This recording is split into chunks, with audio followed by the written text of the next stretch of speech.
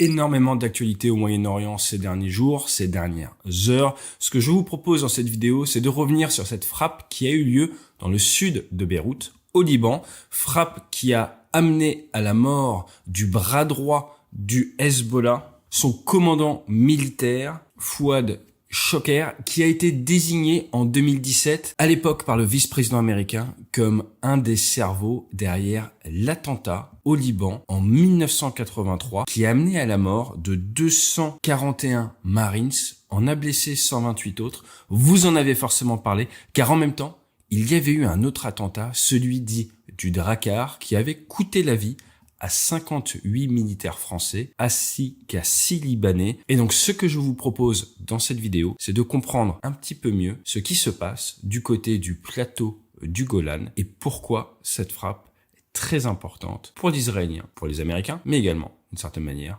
pour les Français. Jingle.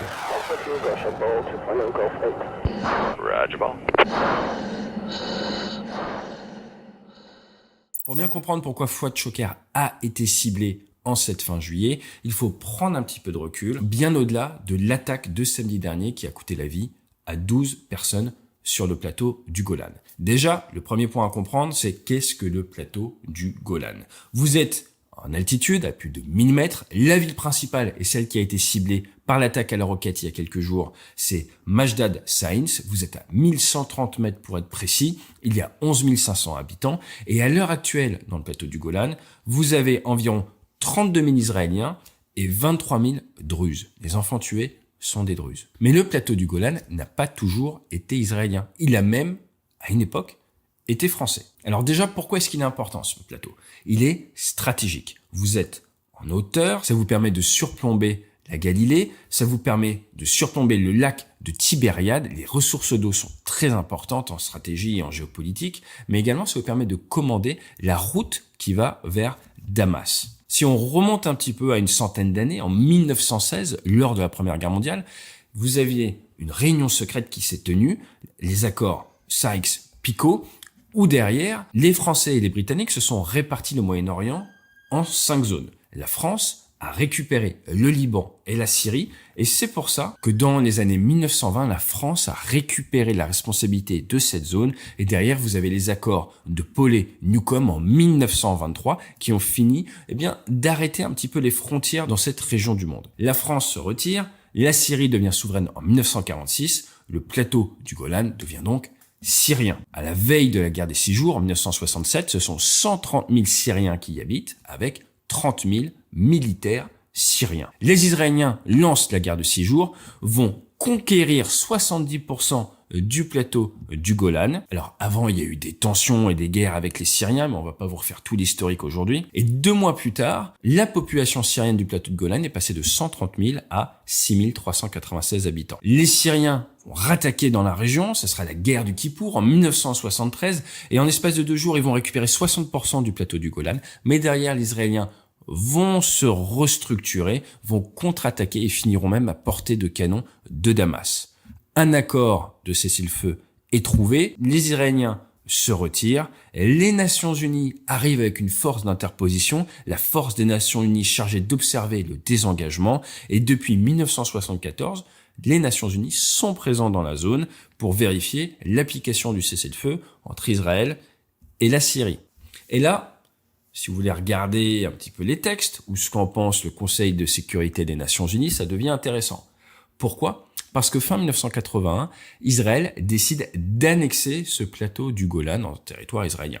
À partir de là, une résolution du Conseil de sécurité des Nations Unies, la résolution 497, qui n'est absolument pas d'accord et qui trouve cette annexion illégale. D'ailleurs, en 2008, ils vont dire que on ne parle pas de plateau du Golan, mais du Golan syrien occupé. Ça ne gêne pas les Israéliens qui restent sur place et qui se défendent militairement depuis cette période. Alors, suite à cette attaque de samedi dernier qui a coûté la vie à 12 jeunes Druzes, les Israéliens avaient promis de répondre. Mais pour répondre, il faut du renseignement. On a vu que la méthode un petit peu tapis de bombe a ses limites, plus que ses limites, et le ciblage est beaucoup plus utile, beaucoup plus efficace. Fouad Choker, chef militaire du Hezbollah, reconnu par les Américains comme un personnage clé des attentats de 83 qui a coûté la vie aux Américains, mais également, comme je vous le disais, à des Français. À l'époque, en 83, pour éviter la guerre civile, en Liban, vous aviez des Français, des Américains, des Italiens, des Britanniques, et une grande partie des Français étaient du premier RCP. Eh bien, ce chef militaire était dans un bâtiment de 8 étages. Ironie de l'histoire, le Drakkar, bâtiment français, faisait 8 étages également. Il a donc été ciblé de manière très précise, et là, ce que je vous propose,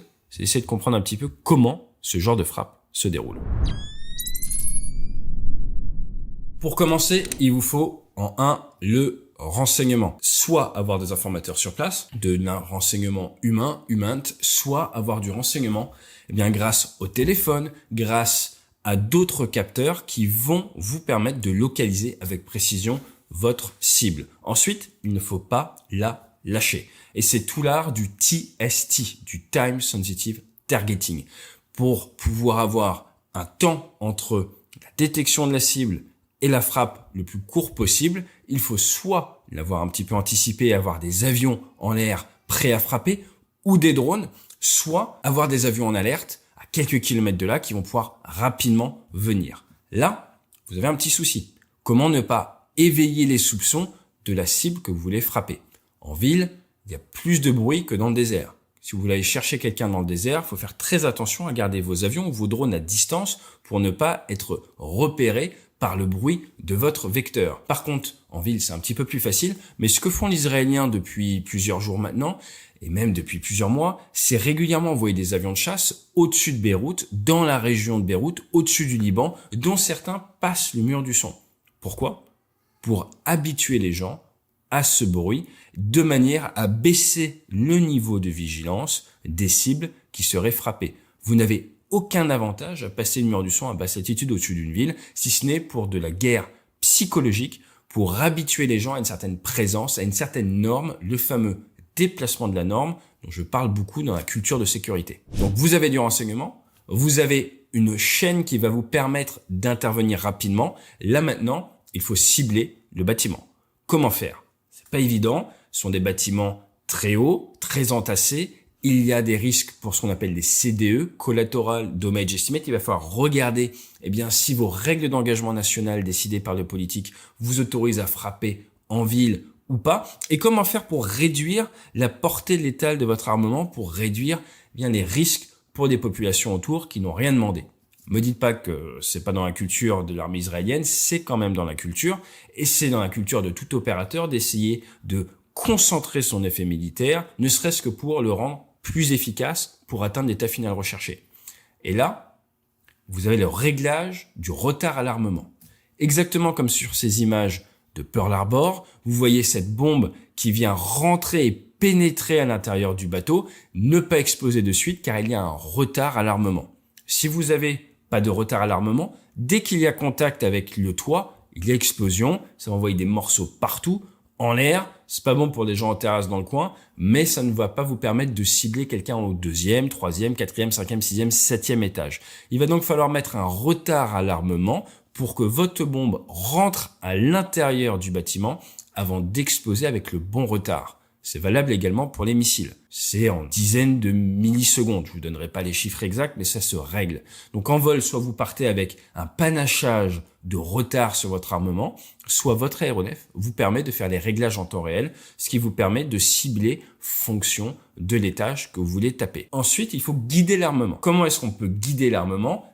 J'ai envie de vous dire, il y a 4 grandes familles utilisables dans un cas comme ça. Le premier, c'est GPS. Problématique du GPS, il est très fort pour se repérer en latte longue, il est beaucoup moins fort pour se repérer en hauteur, en altitude. Donc il va falloir essayer d'arriver par le haut de manière à minimiser les risques d'erreur parce que votre GPS fait une erreur barométrique d'altitude. Donc vous allez vouloir arriver verticalement. Donc sur un bâtiment de 8 étages, ça peut poser des soucis. Mais normalement c'est efficace dans la mesure où il n'y a pas trop de brouillage ou de déception GPS dans la région. Ensuite vous avez le laser. Le laser va nécessiter un tireur ou un illuminateur, quelqu'un qui illumine la cible. Et ça, c'est un petit peu compliqué à mettre en œuvre, mais ça s'apprend. J'étais laser sur Super Étendard, sur Rafale, ça se fait très bien.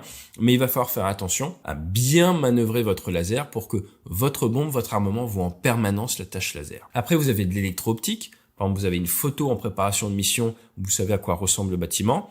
très dur dans le cas d'une ville comme Beyrouth, et avec de nombreux bâtiments qui se ressemblent, je pense pas que ça soit le plus enclin, là, le plus efficace dans un cas comme ça. Et après, nous l'avons vu lors du raid au Yémen, nous allons en reparler, n'hésitez pas à vous abonner, on vous a préparé une vidéo de débriefing sur le raid des Iraniens au Yémen. Le guidage, on peut piloter un petit peu comme lors de la Seconde Guerre mondiale, son armement tout le long. Donc vous avez le pilote ou le navigateur ou l'opérateur du drone qui va piloter la munition et atteindre la cible en visant avec une caméra qui est souvent proche infrarouge, le point que vous voulez atteindre. Donc ça, j'ai envie de vous dire, les Israéliens sont experts dans ce type de ciblage, il n'y a aucun souci. La vraie difficulté, c'est le renseignement. Et l'autre question, c'est pourquoi est-ce que ce renseignement est sorti en espace de 3 jours et n'est pas ressorti plus tôt? Et là, c'est pour les experts du renseignement. Ou alors, est-ce que c'était une cible qu'ils se gardaient sous le coude? C'est quand même assez intéressant de voir qu'en espace de quelques jours seulement, ils ont réussi à aller chercher le chef militaire du Hezbollah. Est-ce qu'il y avait une volonté de ne pas escalader en allant le chercher depuis des années et que là, suite à cette attaque, la donnée géopolitique a changé? Je ne sais pas. Ce que je peux vous dire, c'est que ce genre de tir a pu être effectué par du F-15, du F-35, du F-16 ou même du drone sans aucun souci et que le point le plus difficile dans le ciblage, c'est de réussir à réduire cette temporalité entre l'information et l'impact de la munition. Munition qui va voler un certain temps, munition qui ne se téléporte pas, hein, et donc il y a toujours un risque que votre cible bouge pendant le temps de vol de la munition. Cela a été légèrement réduit grâce aux roquettes, aux propulseurs. Quand vous tirez une bombe, par exemple une bombe de 250 kg, le temps de vol peut être assez long, surtout si vous essayez de rester à distance pour ne pas être attendu de l'adversaire.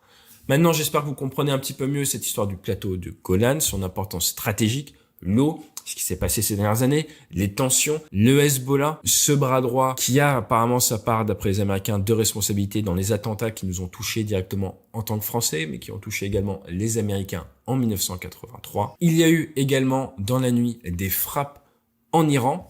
Au moment où je tourne cette vidéo, je n'ai pas plus d'informations.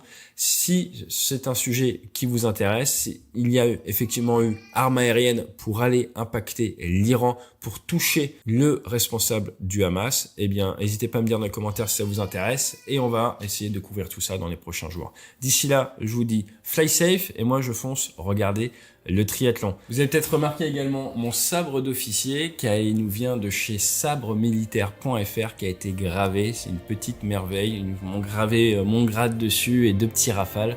Je vous mets le lien juste en dessous si ça vous intéresse. Je leur avais promis de le faire. Allez, à très vite sur la chaîne et fly safe.